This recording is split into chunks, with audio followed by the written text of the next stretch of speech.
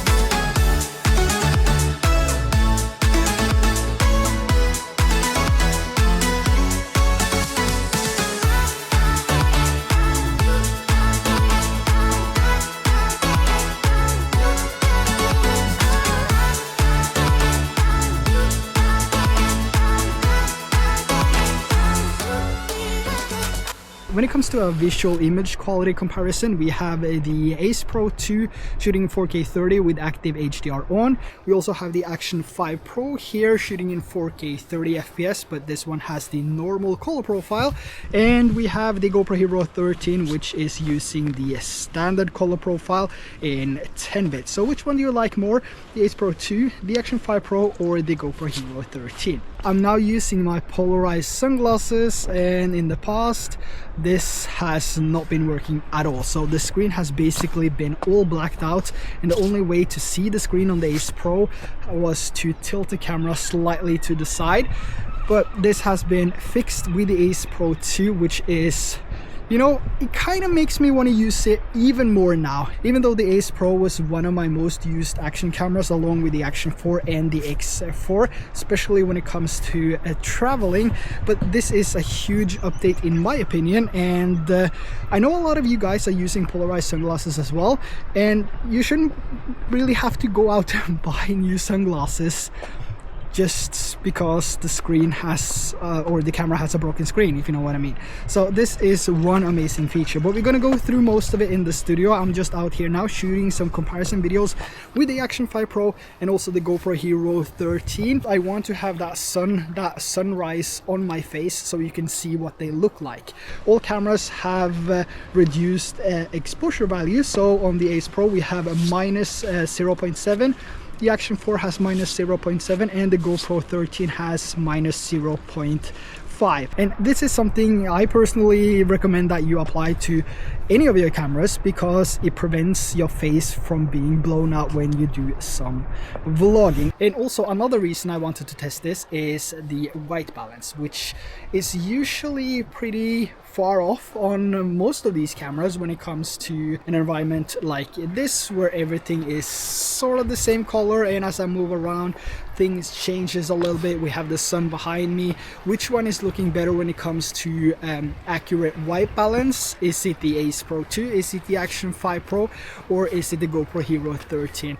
Let me know which one you think looks better in the comments below. The field of view on the Ace Pro 2 is mega view, and on the GoPro 13 we also have wide, so somewhat the same settings on all these cameras now, and that also goes for sharpness. We have medium on the Ace Pro 2, we have the default setting which is equal to medium on the Action 5 Pro, and also medium on the GoPro 13. But now shooting in 8K 30 FPS, which is also a new thing to the Ace Pro 2. So on the Ace Pro we had 8K at 24 FPS, which kind of made me not want to use that because I shoot all my videos in 30 FPS.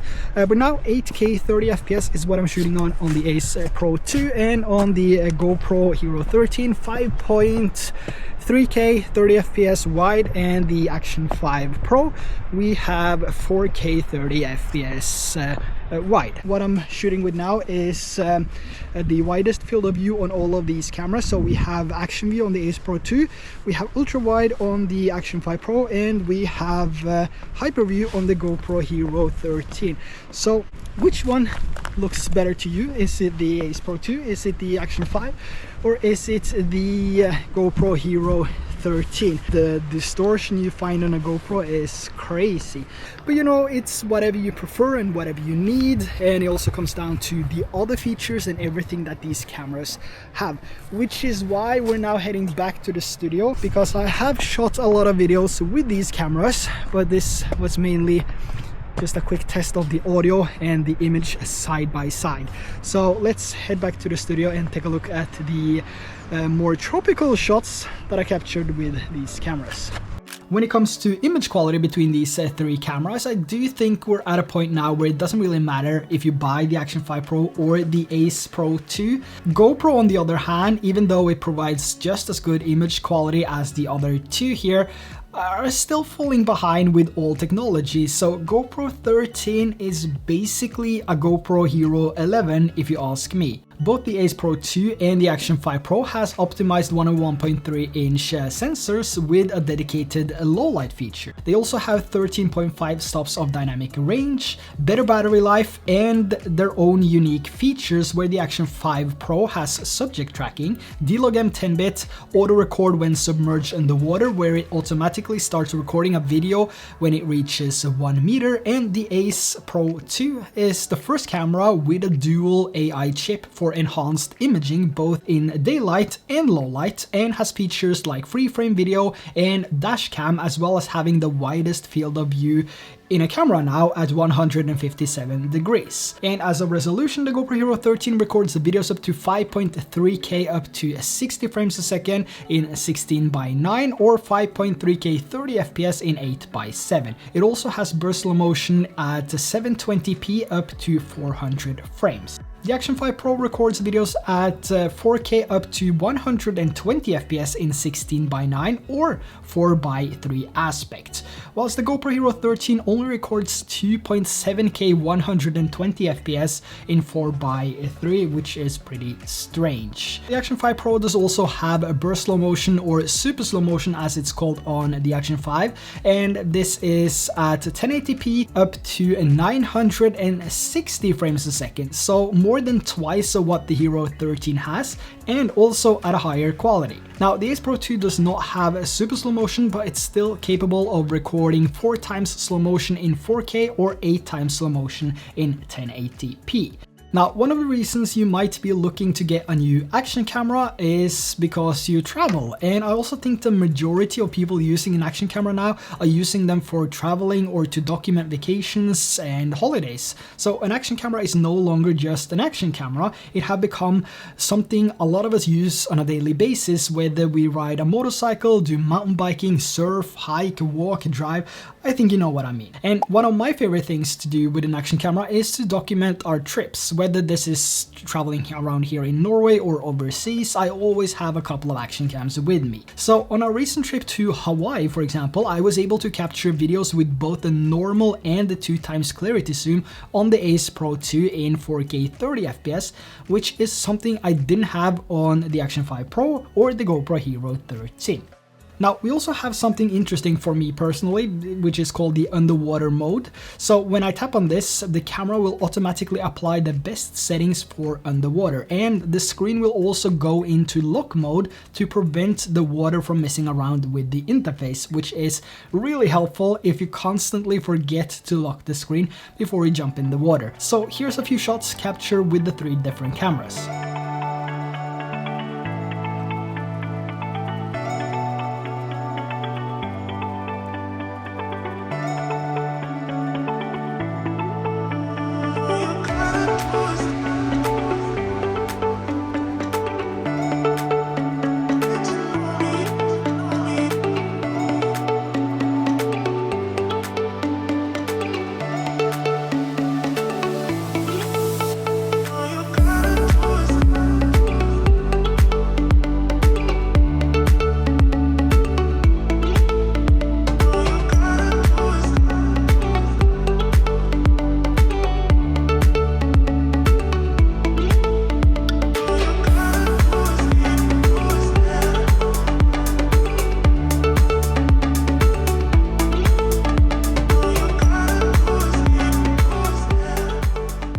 you want my honest opinion on this, I would probably go with the Ace Pro 2 or the Action 5 Pro for underwater videos. The GoPro Hero 13 just doesn't really do it for me, and I find myself correcting the white balance and the colors constantly. And I also think if there's one camera that should have a dedicated underwater profile by now, it should be GoPro. So sadly, GoPro is falling short on this one.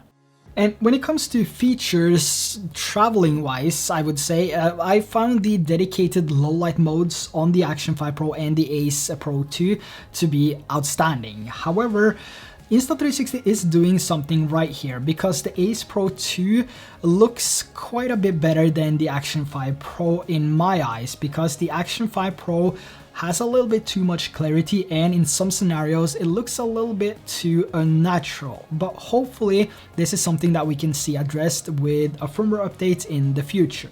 But since the Ace Pro 2 has a dedicated Pro imaging chip, I find it hard to believe that the Action 5 Pro would be able to keep up with that even with a firmware update. So this one goes to the Insta360 Ace Pro 2. As for GoPro 13, there's not really a dedicated low light mode available, and it's obvious that GoPro's focus is not on low light and mainly action, which is why GoPro has the worst low light performance out of these cameras. I mean, I couldn't even do a normal hike in the forest without the video looking awful. Even the Go 3S, which has a much smaller sensor, slower aperture, and not made for low light at all, performed better than the GoPro Hero 13.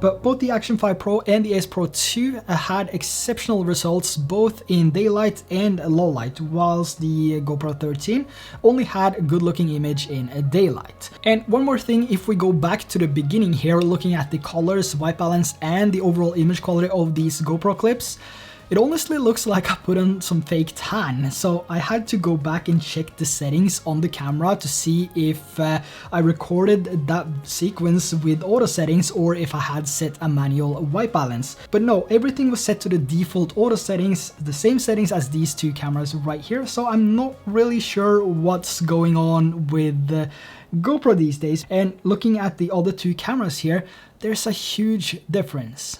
We also have some other features on these cameras, which is nice to have when you're out traveling. On the Action 5 Pro here, we have an underwater pressure gauge, which allows you to see how deep you are, and a dedicated altitude indicator if you want to see how high you are when you're hiking or skydiving. We also have subject tracking, which is fantastic and an amazing feature to use if you record vertical videos. The Ace Pro 2 has auto face exposure, which is amazing. It basically keeps your video properly exposed when you're doing a vlog. We also have gesture control, and we also have this new wind guard here for improved audio if you do vlogs or need to record some videos where the audio is important. And we also have the other features like cancel record and the free frame video, all of those things that we had with the Ace Pro. And for the GoPro Hero 13, we have a new heatsink now for improved battery life, and of course the new lens collection with a macro lens, wide angle lens, and anamorphic lens, and also the new ND filters. So there's actually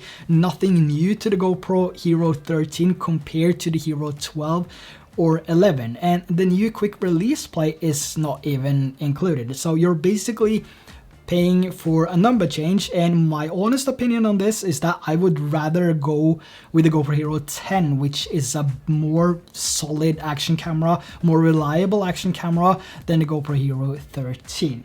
Now, in terms of battery life, it seems that GoPro has finally managed to fix most of the overheating issues, though it still overheats in normal conditions, but it takes longer. So about 1 hour in 5.3K 30 FPS indoors and 1 hour and 28 minutes outdoors is what I was able to record for in normal conditions before it overheated.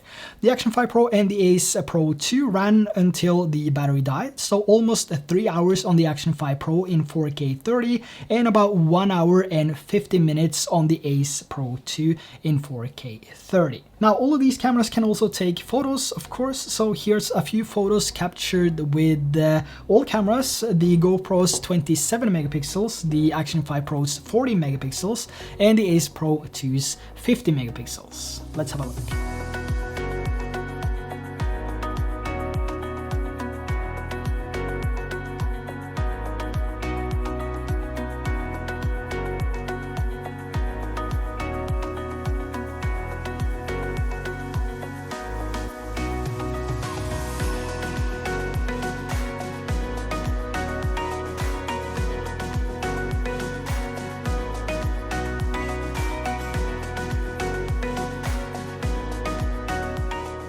Now, which of these action cameras you should buy is going to be completely up to you to decide, but they all do a fantastic job when it comes to recording videos in daylight.